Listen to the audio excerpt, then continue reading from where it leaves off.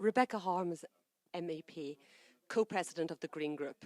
You're here today for the launch of a group against nuclear energy. Can you tell us a bit more about this group? Yes, this group, the idea for this group, we got it, my Austrian colleague and me, when we had our first conference on Hinkley Point C in London.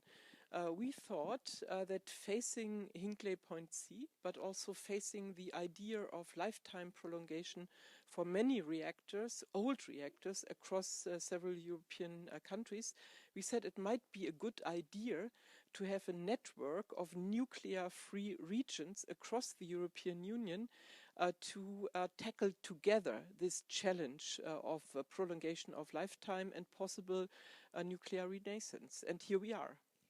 Some people will say nuclear energy doesn't create CO2 emissions. The industry would say it welcomes, that we should welcome nuclear energy as non-emitting. What is your main argument against the nuclear energy? Nuclear energy is a technology which I always called high-risk technology. And this is something very different than saying low-carbon technology. Yes, it comes with less CO2, but remember Fukushima, remember Chernobyl. So worlds for thousands of people have been destroyed, and so many people, thousands, hundreds of thousands, will never be able to return to their homes after those accidents. So low carbon is really not what fits to describe nuclear. The UK will say Hinkley Point is their choice of energy mix. What's the European significance of the UK's choice to support Hinkley Point? The real change which we see for Hinkley Point C is that the European Commission decided to allow, against the rules of the internal market, real big subsidies and loans to make a Hinkley Point C possible. In addition, they accepted kind of feed-in tariff for electricity produced in Hinkley Point C.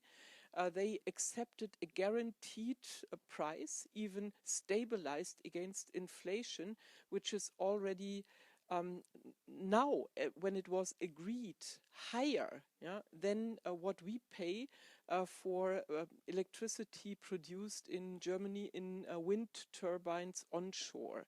So for a situation 10 years from now, they agreed a price for electricity from Hinkley Point C higher than electricity from wind onshore in Germany today.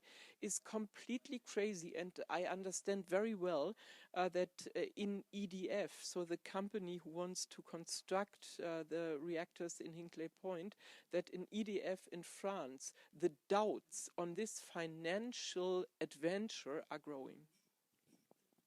And why do you think the UK is supporting this then? I think what UK is missing is a good sustainable energy strategy. Without technologies risky for climate, and without high-risk nuclear technology, I think if they would, in a reasonable way, check the figures on calculations for Hinkley Point C. And I think the Brits can count, then they would immediately, urgently give up the project. So, Dr. Dörte Fouquet, lawyer, you've introduced a case to the European Court concerning the Commission's decision on Hinkley Point, and specifically state aid. Can you tell us a little bit more about that case? Thank you. Yes, I can. It is a case introduced on behalf of 8 German communal power suppliers, so companies, and 2 energy traders, which is a German and Austrian company. And these companies range from Greenpeace Energy to communal power supplier of Tübingen or Schwäbisch Hall or other towns.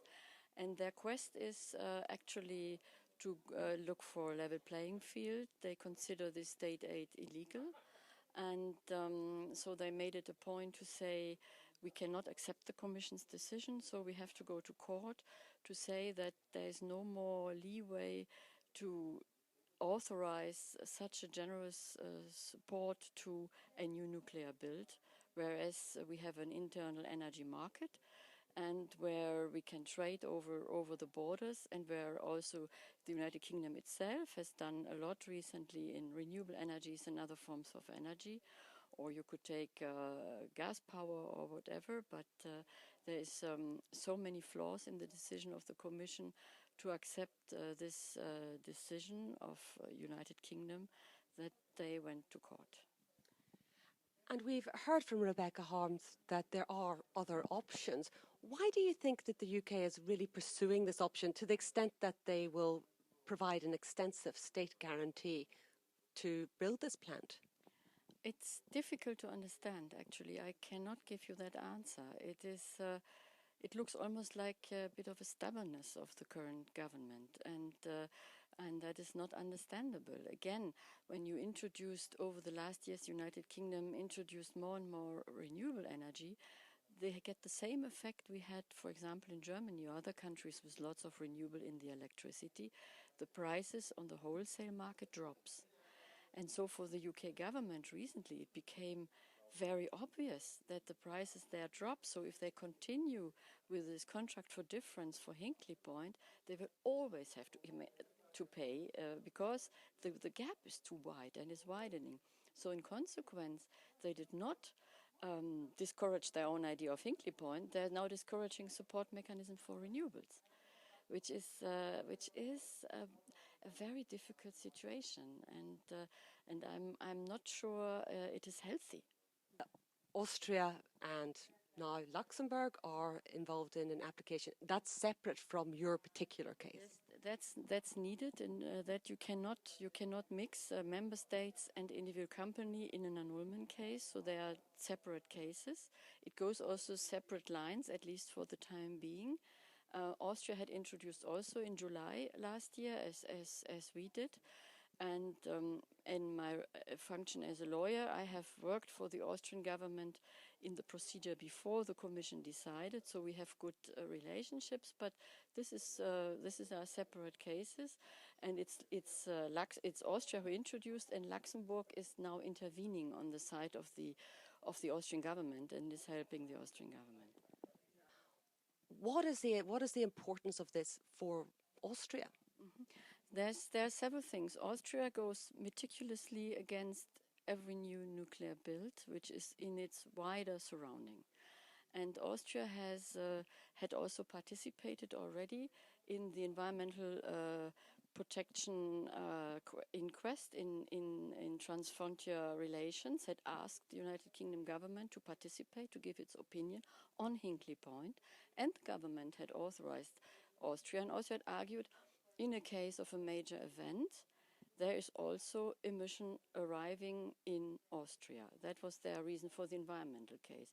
And on the other hand, we do have the interconnection between the United Kingdom and mainland Europe.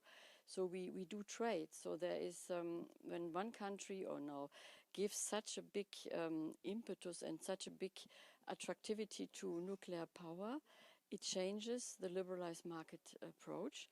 And other countries may see that as a blueprint and do maybe the same. And by that, we are ending